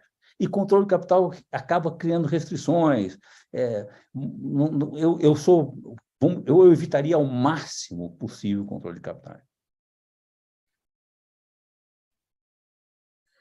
Obrigado, André. Eu ia passar a palavra a você agora, Arthur. Por favor. Só ia perguntar se eu podia pegar o gancho aqui. Não, primeiro, dizer que eu me reconheço na angústia do André no meio da prosa. Ele perguntou se a gente estava entendendo, e eu sou professor de filosofia, então eu faço essas perguntas no meio da aula e eu me assusto, porque daí eu vejo que ninguém está entendendo, de fato, todo mundo fica paralisado, então é pior, eu resolvi nem perguntar mais esse tipo de coisa. Mas, bom, primeiro eu queria dizer assim que eu tenho uma formação, né, ensino superior, não sou economista, mas acompanho as colunas, eu acho que estou conseguindo acompanhar nosso papo, então, na medida do possível, acho que esse debate é compreensível e é saudável, assim, e até parabenizar o André, porque é uma cruzada, né, acho que do que eu venho acompanhando desde meados da década passada, é uma cruzada que vem fazendo com colunas, livros, palestras, textos, né, para tentar rediscutir um pouco essa macroeconomia, né, muito ortodoxa, dogmática, como você fala. E eu achei curioso que eu fiquei para o final, e acho que a contradição foi se montando no seu discurso, até com a pergunta do Matheus, que é assim, isso que você está falando, eu acho, esse discurso, para a gente é muito... A gente concorda, basicamente, né? Mas é de uma radicalidade, hoje em dia, que a esquerda acho que não consegue comprar esse tipo de discurso politicamente, né? Tanto que eu tenho amigos, que é uma coisa muito curiosa para mim, eu tenho amigos comunistas que acompanham assiduamente as suas colunas, porque eles falam, olha, isso aqui é o suprassumo do que a gente pode propor de radicalidade em termos de economia hoje, né? Então, acho que a gente fala em ciência política que é o neoliberalismo progressista, né? Acho que é o máximo que a esquerda consegue chegar hoje, que talvez seja o que o governo Lula está voltando, né, a tentar. E aí eu estou citando de cabeça, mas tem o final da introdução no livro seu de 2017, você fala que a última trincheira do liberalismo tecnocrático é a condução da política monetária. Achei muito interessante essa formulação, e aí fiquei me perguntando como é que, mesmo depois da crise de 2008, que você também falou em algum momento, como que isso é tão persistente no debate público no Brasil? Quer dizer, isso o que me assusta mais é no Brasil, porque desde os anos 80, pelo menos, você já está elaborando teorias, né, inflação inercial, que são teorias assim econômicas, mas muito voltadas para a realidade brasileira. Quer dizer, havia todo um debate de teoria econômica de autores brasileiros, e parece que isso sumiu, de repente. Então, só para dar um último exemplo, eu assisti, preparando aqui, né, para a entrevista, eu assisti uma entrevista que você fez com o Canal Livre, né, para o Canal Livre no começo do ano, e é aterrador, porque parece que os jornalistas todos estão batendo na mesma tecla e você está tentando falar, gente, olha, tem uma outra maneira de encarar a situação. Então, eu vejo que assim, a chance de você se deparar com esse tipo de discurso fiscalista, como você diz, na imprensa, na Folha, no Estado, você liga a televisão, você vai para uma faculdade de economia, é a regra, basicamente, né? E eu fico pensando como é que isso acontece no Brasil e depois da crise, como que isso ainda continua sendo o discurso dominante. Arthur, deixa eu te dizer, assim, você pode imaginar que é muito frustrante, de certa forma, é frustrante esse tipo de... Primeiro, porque eu achei que os meus colegas, primeiro, com quem eu tentei esse diálogo, fossem entender, fossem entrar comigo, porque eu vim de uma eu sou um economista de formação mainstream. Então, essa era a minha formação. Eu, de certa forma, foi ao fazer essa minha ida de professor visitante em Colômbia, em 2015, 2016, 2 anos, que eu fui para escrever um livro sobre história de política monetária no Brasil, etc. começando com a controvérsia do planejamento de Goudin e Simons, etc., que eu resolvi fazer, como eu fiquei muito tempo fora do mundo acadêmico, no mercado financeiro, etc., falei, deixa eu entender como é que a política monetária passou da visão do século XX, da teoria quantitativa, para a visão da regra de Taylor, e de moeda não entra nos modelos macroeconômicos do século XXI. E fui ler o livro do Woodford, que ele deu um título em homenagem ao Wicksell, Interest and Prices, mas não tem nada de Wickseliano. Depois eu fui ler Wicksell também, que eu nunca tinha lido no original, é extraordinário, porque o Wicksell põe esse livro, é uma crítica à teoria quantitativa da moeda. Mas não vamos desviar. É muito impressionante que, sim, o Brasil tinha reflexão própria em economia. Os economistas vinham pensar a realidade brasileira. Hoje, deprimentemente, não mais. Os economistas brasileiros jovens, formados nos grandes centros acadêmicos dos Estados Unidos e da Europa, da Inglaterra, Estados Unidos anglo-saxã, sobretudo, hoje, mesmo os que voltam para o Brasil, se pautam por escrever, conseguir publicar nas revistas das revistas acadêmicas ortodoxas desse mundo. E, portanto, eles, para publicar lá, e a progressão profissional deles se baseia nisso, mesmo nas universidades brasileiras, eles, para publicar, eles têm que fazer o modelo, o formato, e os temas e o formato que são aceitos. Então, eles pararam de pensar. Brasil, quando eu estava em Colômbia, eu voltei um pouco, conversei com vários jovens, por várias razões, eu queria fazer um instituto de pesquisa em economia, e vários deles estavam no Brasil. Eu perguntei, vem cá, mas se você quer publicar em revista americana, por que você voltou para o Brasil? Se os seus temas são temas que estão na revista americana, se você não olha para a realidade brasileira, qual é a vantagem de você estar aqui? Perfeito, eu não consigo entender, eu só devia estar lá. Todos escrevem em inglês hoje, perfeito, para publicar em revistas americanas, e é assim que se fala. Então, isto acabou com a reflexão econômica de gente que tinha instrumental analítico para refletir, mas prestava atenção na realidade brasileira. Isso acabou. Agora, não só isso, como aqui e no mundo todo, os economistas hoje passaram por um processo de parar de observar a realidade. Hoje, eles observam o modelo que eles fizeram da realidade.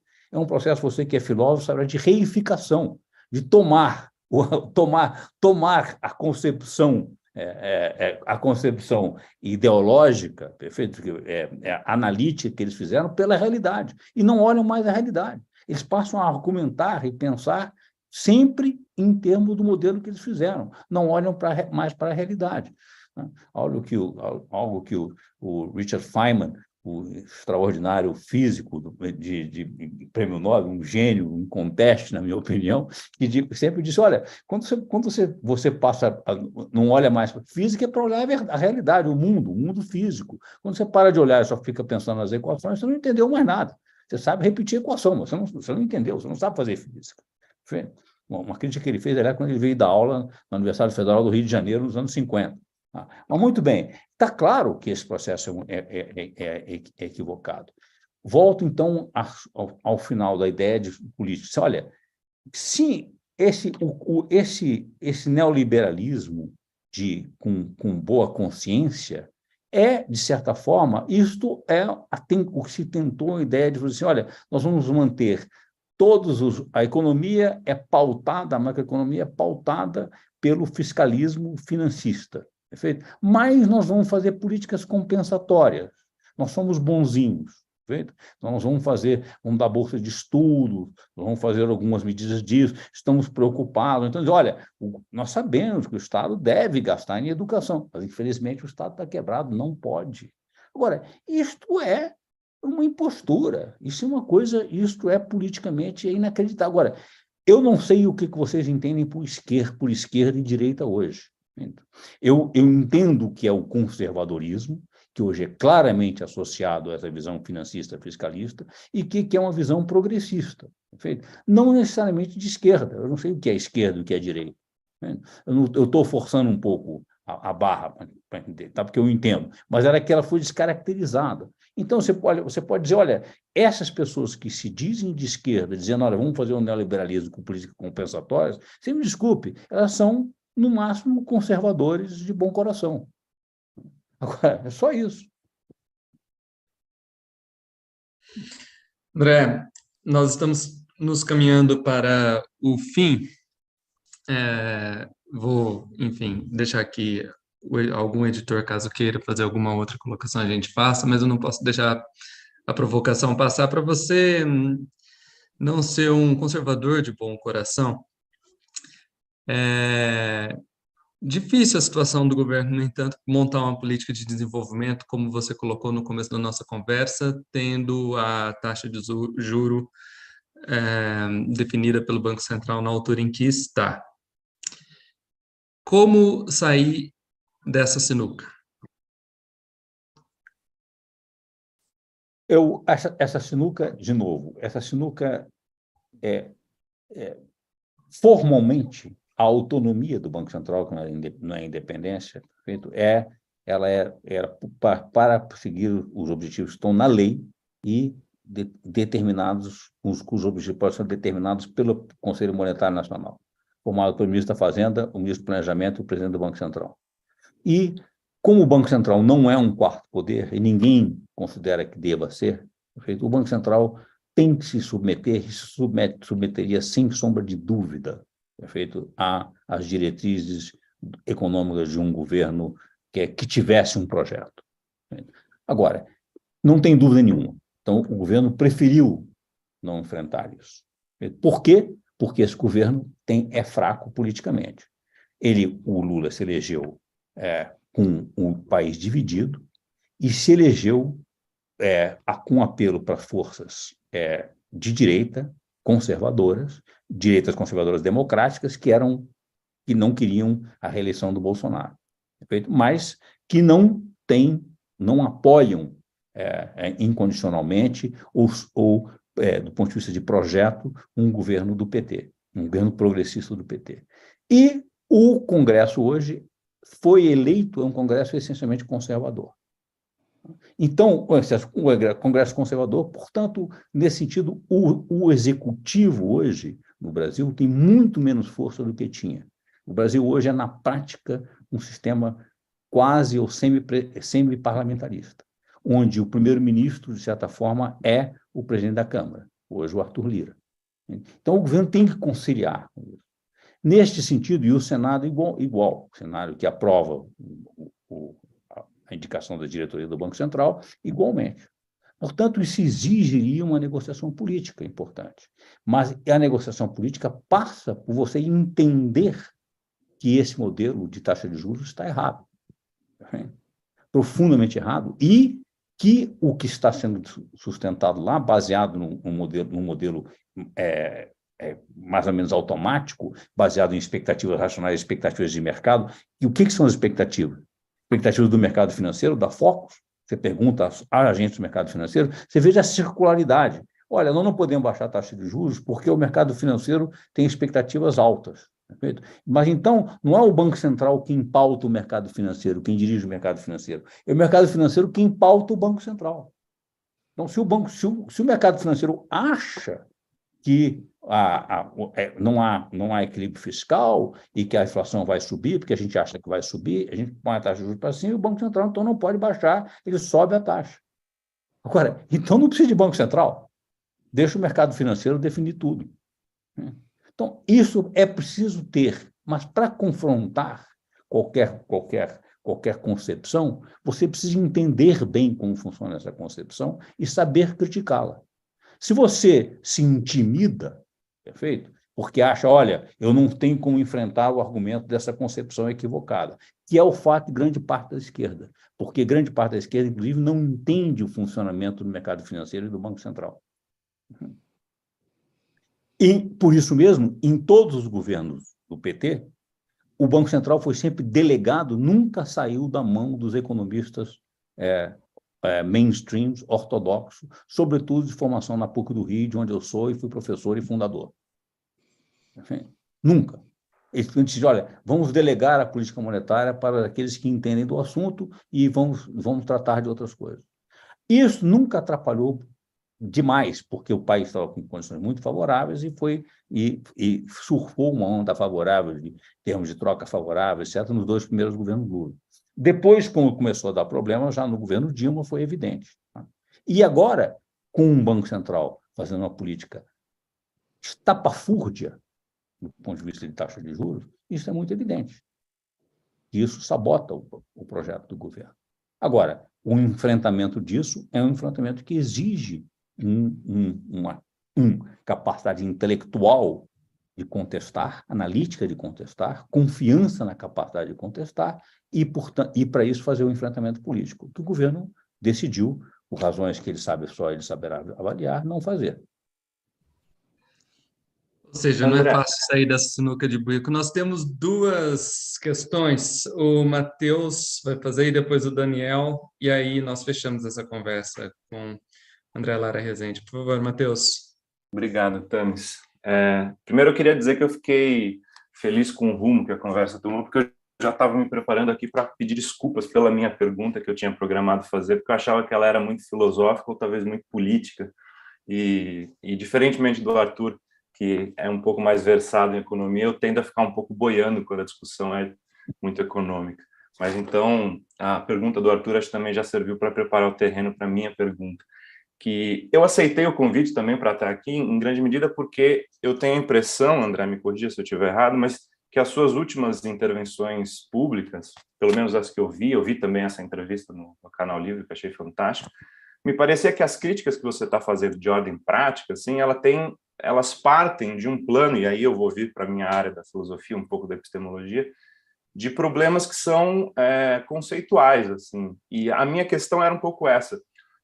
Eu tinha me proposto a perguntar para você se você acha também que a criação dessa camisa de força ideológica, evidentemente que ela tem um componente ali que é de natureza material. Você está montado no dinheiro, quer dizer, o dinheiro financia, ajuda a promover uma série de ideias que são favoráveis a ele próprio. Mas não há também uma espécie de carência do ponto de vista teórico, quer dizer, a formulação talvez de uma nova matriz de pensamento econômico que confronte do ponto de vista teórico e epistemológico os fundamentos que foram estabelecidos ao longo das últimas décadas e que, a meu ver, são de ordem de matriz neoliberal? Tem sombra de dúvida. Não tem, quando você tem, de novo, voltando ao livro do Wicksell, Interest and Prices, Juros e Preços, perfeito? Que é do final do século XIX, o Wicksell diz, olha, eu estou fazendo uma crítica à teoria quantitativa da moeda. Mas ele diz, olha, como não tem uma teoria alternativa, ela muito provavelmente continuará a ser acreditada e a pautar políticas econômicas. Isso é sempre assim. Quando a crítica, um sistema fica disfuncional, porque, ao contrário do que os economistas pretendem, teoria econômica não é uma ciência como ciências exatas, perfeito? É uma ciência política e, dependendo das circunstâncias, uma política e social. Mudam as circunstâncias, que mudam muito mais rapidamente do que o mundo físico, perfeito? Você tem que adaptar ao seu modelo, a sua concepção. Agora, essa adaptação, quando ela fica disfuncional, ela começa a ter atritos e pressões, mas ela só é mudada quando tem uma mudança, como você tem uma nova teoria que aparece que substitui aquela. Aí isso é que você muda o consenso. E foi exatamente o que aconteceu com a teoria geral de Keynes. Ele fez uma crítica à teoria que ele chamava de os clássicos e ele deu uma explicação e uma solução para um novo entendimento, que ele chamou de teoria geral. É um argumento, você que é filósofo sabe, um argumento de retórica, muito inteligente, dizendo, olha, os clássicos não estavam errados, eles não são um caso particular da teoria geral que eu estou formulando aqui. Perfeito? Isso é um argumento conhecido de retórica. Perfeito? E deu a solução e o keynesianismo venceu. O curioso é que como é que Keynes foi completamente esquecido, foi vencido pela essa nova onda neoliberal, liberalismo, que aí com que derrubou Keynes e trouxe o grande assim soldado dessa cruzada foi Milton Friedman, trazendo Hayek e todo o ultraliberalismo do século XX, de mercado, mercadológico. Como é que isso virou dominante é um tema muito interessante, né? E eu concordo com você. Essa explicação transcende a explicação dos interesses econômicos e financeiros à la Marx, perfeito? De classe, etc. Claro. Mais do que isso. Há mais nisso. Há realmente uma questão de visão de mundo. E só para dialogar com a questão que você colocou, o que a gente entenderia por esquerda, quando a gente alude à questão de direita e esquerda, eu queria perguntar o que o senhor entende por esquerda, porque eu poderia dar uma resposta para isso, mas eu acho que ela não é consensual. Mas ela é bem ao espírito Rui Faustiano, eu acho que o Rui concordaria um pouco com isso. Traçar uma linha ali, a esquerda vai incluir necessariamente a luta de classes, não necessariamente no sentido marxista, eu diria, mas a luta não vai abandonar a luta de classes. Por isso que eu insisti antes nas outras questões com relação ao confronto, quer dizer, vai ser possível a gente talvez mobilizar uma nova matriz teórica ou criar uma nova matriz teórica que prescinda de uma ciência que se assume engajada? Porque eu não estou dizendo que isso necessariamente vá passar pela recuperação do marxismo. Eu não me considero marxista e acho que falando aqui isso eu estou seguro porque está sob o guarda-chuva do Rui Fausto, que morreu passou a vida inteira estudando marxismo, mas não se dizia marxista já há 20 anos. Tinha talvez conservado a dialética, mas o resto acabou jogando fora por conta dos caminhos autoritários que certas correntes do marxismo acabaram tomando. Mas essa questão, quer dizer, da produção de uma ciência econômica engajada. Como é que você se posiciona assim, ideologicamente, talvez? Queria provocar um pouco, fazer você responder essa pergunta.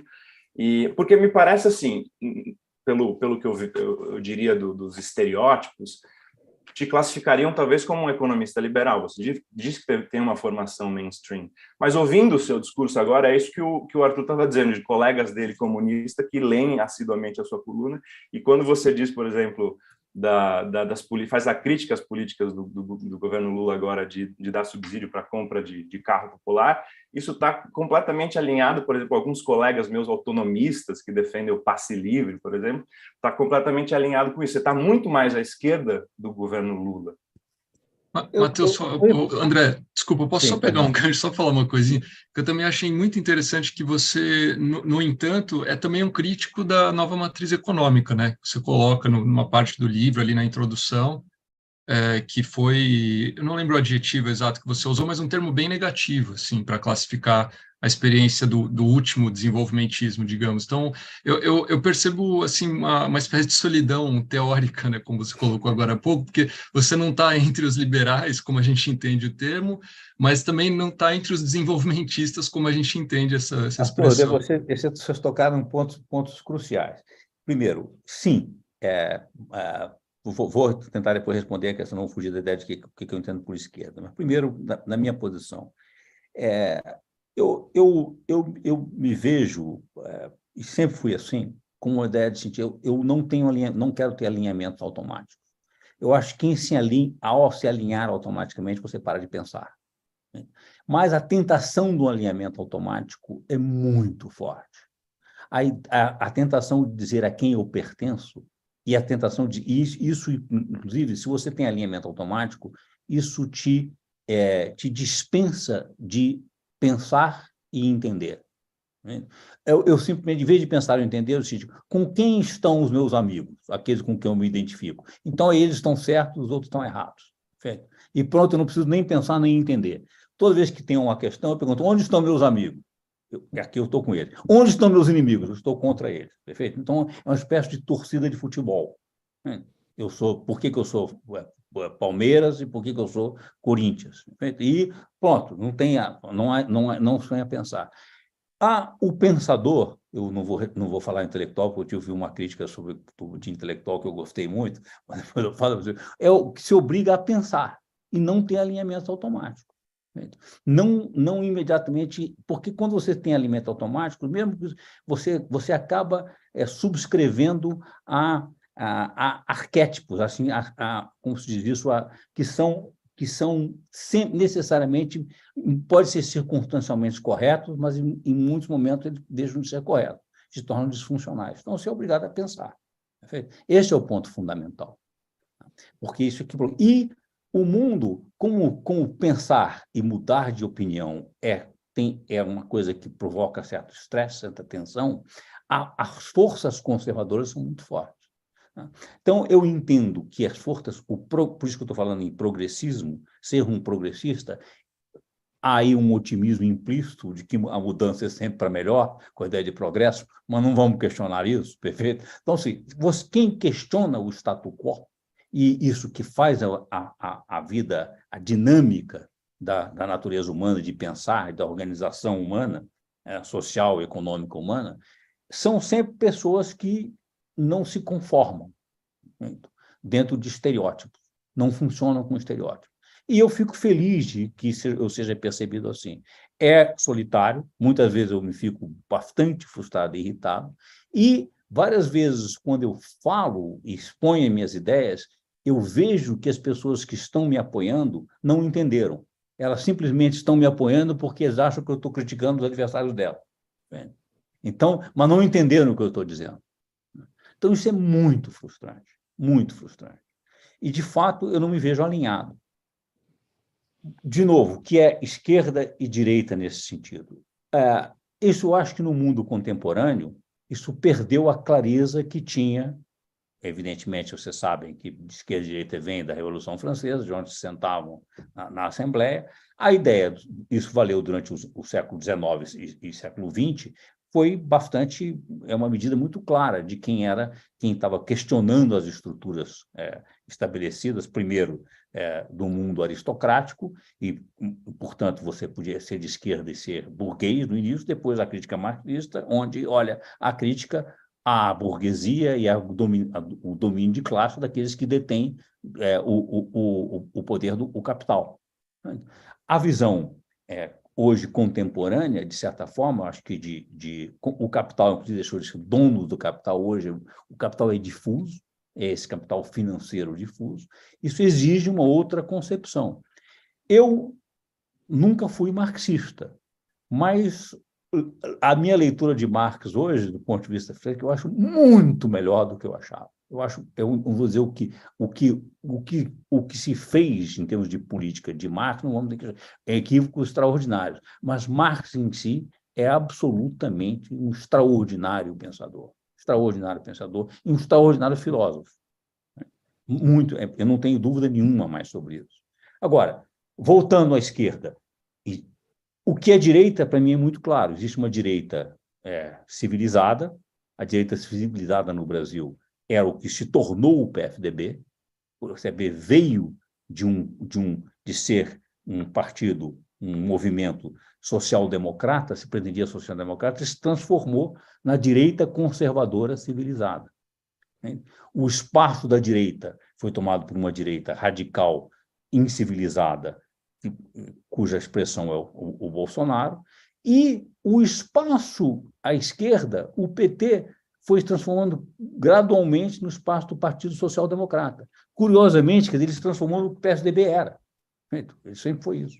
Então, e o social-democracia é exatamente isso. É conservador na economia, na macroeconomia, e, de certa forma, você pode dizer, progressista ou social progressista em termos de políticas assistencialistas. É simplesmente isso. Agora, este é um projeto que eu acho que é um projeto velho, anacrônico. O projeto de políticas assistencialistas não atende a um país como o Brasil de hoje. Ele pode até ser usado em momentos como uma coisa emergencial, mas você não pode desenhar um projeto de país para os próximos anos baseado nisso, no conservadorismo macroeconômico, fiscalista, financista e políticas compensatórias progressistas, que parece ser é muito pouco ambicioso, e eu acho que nós vamos continuar entalados nesse atoleiro em que nós estamos há 4 décadas. A minha última pergunta é mais uma provocação, né? O Brasil, salvo engano, teve momentos de muito crescimento e desenvolvimento, mas geralmente isso não vem acompanhado de uma justiça social, né? Foi um crescimento mais concentrador. A provocação é o seguinte: o que tem que ser feito para colocar o Brasil num caminho de desenvolvimento com justiça social? Vamos lá, crescimento não é desenvolvimento, perfeito? É diferente.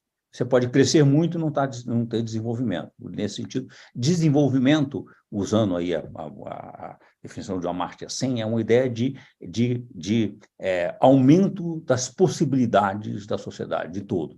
E ele tem que ser inclusivo. Agora, como é que se faz isso? Claramente, você vai continuar a ter desigualdades, é completamente utópico e fantasioso achar que você consegue não ter desigualdade, você pode reduzir drasticamente as desigualdades, sobretudo as desigualdades de padrão de vida, de como as pessoas vivem, então de qualidade de vida. Isso significa reduzir as restrições ao acesso à educação e à saúde, antes de mais nada. Perfeito? Educação, saúde e transporte, que é fundamental, capacidade de mobilidade, que é fundamental para você ter para trabalho, o custo de alguém que tem que acordar às 3 da manhã para chegar no trabalho às 8, e depois sai do trabalho às 6 e vai chegar em casa às 11 da noite, é absurdo. É evidente que nós precisamos rever esse projeto. Agora, isto é uma revisão de modelo, uma revisão conceitual. Não é, olha, vamos investir nisso, não é uma visão conceitual, como é que se organiza, que passa, inclusive, por pensar as cidades, por pensar os centros urbanos, por pensar na mobilidade urbana, por pensar o deslocamento de pessoas. O mundo hoje está superpovoado, então nós precisamos repensar como é que se organiza isso. Isso é que é um projeto de desenvolvimento de longo prazo. Isso é o que a gente precisaria fazer. E passa por infraestrutura. Infraestrutura, o que é infraestrutura? De novo, é saneamento, que é saúde. Infraestrutura rodoviária, ferroviária, de aeroportos, de forma de você criar uma possibilidade de um país entre numa era de mobilidade e de possibilidades. Para todos, igualmente. É simples? Não. É possível? Claro que é. E o Brasil é rico o suficiente, tem os recursos para isso. Agora, se você settle for less, olha, vamos ficar simplesmente, não vamos enfrentar as forças do conservadorismo, perfeito, do consenso conservador, do manufacturing consent, né? E vamos simplesmente focar em um discurso meio populista demagógico de que nós vamos fazer transferências e políticas compensatórias, nós não vamos continuar sendo um país exatamente como fomos nos últimos 80 anos. Feito um país que cresce e enriquece, mas não é um país que não se desenvolve. André, obrigado mais uma vez pela presença, pela conversa estimulante que você deu a nós e aos nossos leitores hoje. E um abraço a todo mundo. Muito obrigado, foi excelente. Obrigado a vocês por essa oportunidade.